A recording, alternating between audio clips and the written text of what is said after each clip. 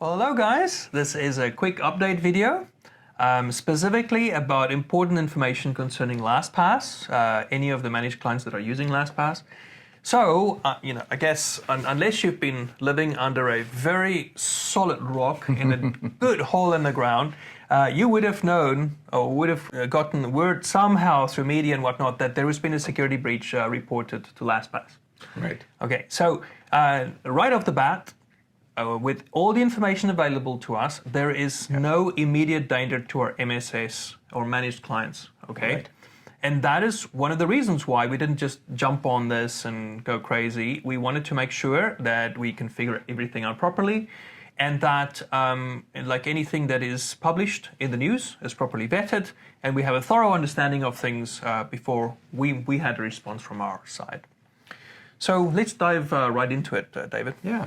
So we have a better understanding now what happened, but the whole thing started with their announcement in August of 22 that they had some development servers compromised 2 weeks before that. Right, so on the 25th, and so 2 weeks before they're aware that they're, okay? Yeah, sure. So they certainly were quick in forthcoming, and in the industry, staying quiet is not a good idea. Yeah. Being forthcoming and transparent is important.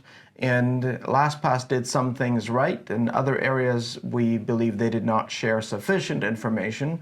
But now that we know everything, that we can speak with confidence that you're not at risk as long as you followed our protocol. Right. Then only a couple months later, in December of 22, they announced that their cloud storage that contained encrypted backup vaults were accessed. And this is on their blog today that you can review word for word. Yeah. And so that's partially what we're basing it on, but then we have some other details that's come out since then. So just to thoroughly understand what happened, somehow some of the source code were accessed through a developer account. One of the guys who programmed for them got compromised. They got in through there.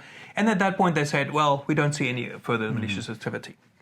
Fast forward to December, and now they say, oh, okay, the encrypted blobs information that is living in the cloud, that these were actually accessed. Now, that's a bit of a different story, and that's where most people's concern is in. But why don't we jump back into how LastPass was designed. And that's one of the reasons why we chose LastPass as one of the options. It was LastPass and 1Password. Those are the two that we actually chose.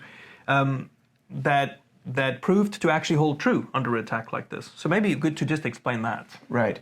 So way back when we first started looking for a password manager that would be trustworthy, of us putting the confidence and say, okay, you store this for me so that no matter where I access it from, I can access it, but not even you or a potential thief can access it. We were confident because independent security researchers had investigated the mechanism that Joe Sechrest, the original founder of LastPass, was free and open about. And this was blogged about and podcasts were done about, giving us a great deal of comfort. And that hasn't changed because even now, with the theft of these blobs, if we did everything right, the risk for those that came on board when we started is still extremely low.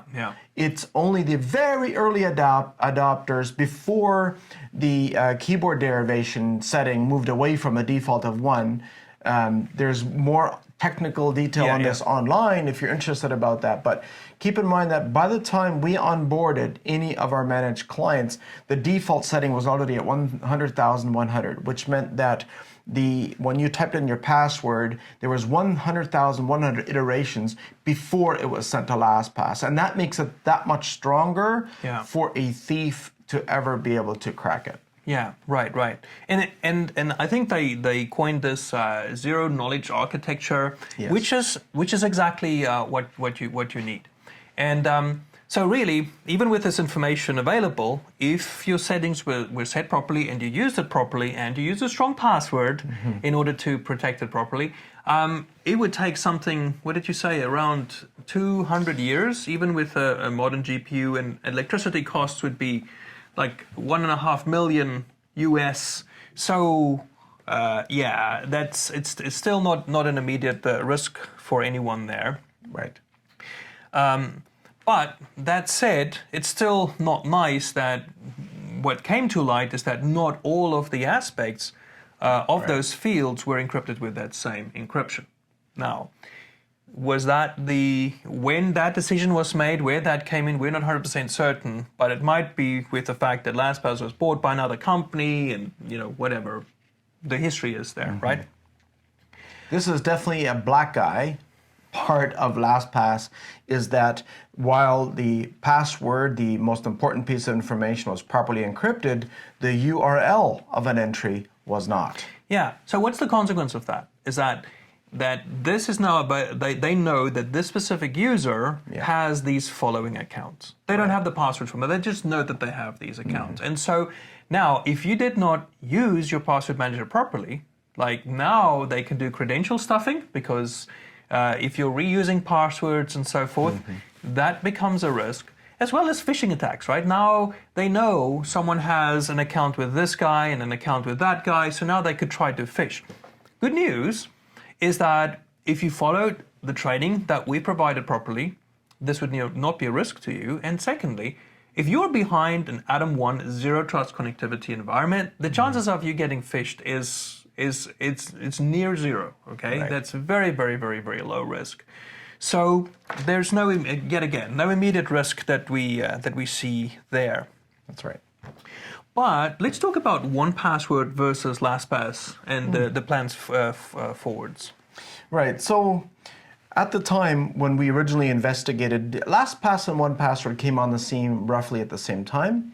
And what we noticed was that while LastPass, during its ownership changes, was not making user experience progress, while 1Password did, and 1Password also had a stronger security posture, we started making that switch about 12 months ago. When onboarding new clients, we would put them onto 1Password as a recommended platform as opposed to LastPass. So the only single value that LastPass still offered was this very repetitive security ritual. But the writing on the wall became clear about a year ago, as David said, where, okay, you know what, 1Password is a superior product, and the additional benefit that we get from that makes it good to actually start moving to that direction. So with all of the renewals of all of the managed clients that have renewed already, each one of them we're transferring into 1Password, and all of their experiences have been good. That's right. So path forwards. Yeah, and also we don't hold it against them that they're Canadian, so. Sure. And we don't hold it against them that there's a really, really neat feature of one-time password management for services that don't accept a YubiKey, but you still need an OTP token. If you don't know what I'm talking about, wait till you see it. You're going to love it.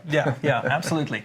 So the path forwards with one, don't panic. There's no need to panic. Right. As long as you're still using a strong master password, as what you've been trained to do, you haven't compromised it by storing it somewhere unencrypted, in a note or something anywhere. You're handling it right. You're not reusing this anywhere else, and you're using the password manager properly. There's really no risk, no reason to panic at this time.